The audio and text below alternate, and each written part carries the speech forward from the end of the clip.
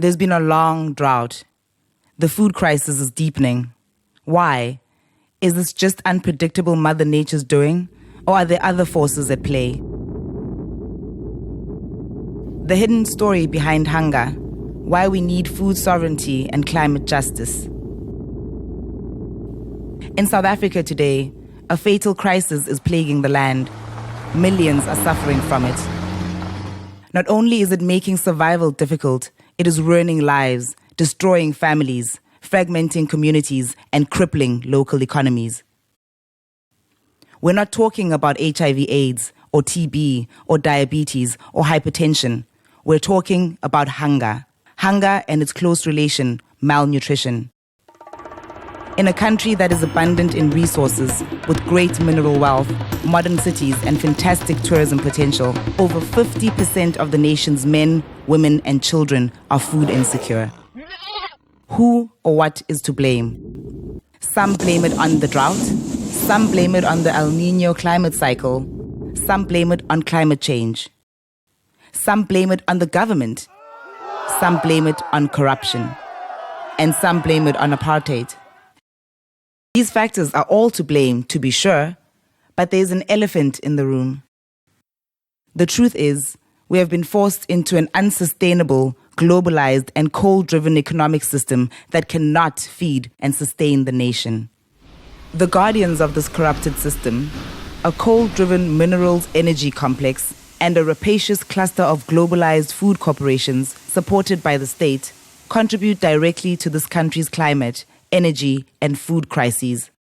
But South Africa is not alone in its food crisis. Globally, the loss of land, biodiversity, oceans, and forests is hitting the poor hard. How did this happen?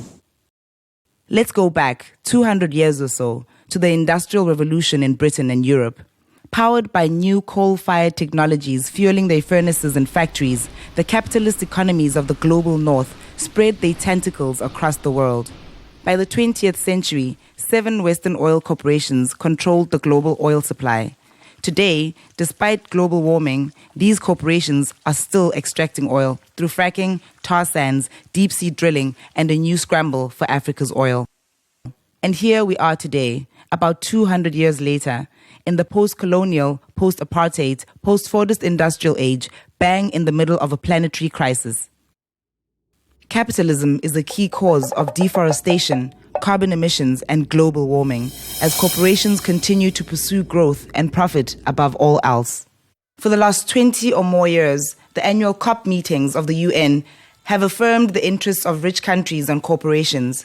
Market solutions, techno-fixes, and voluntary commitments are not addressing the climate challenge.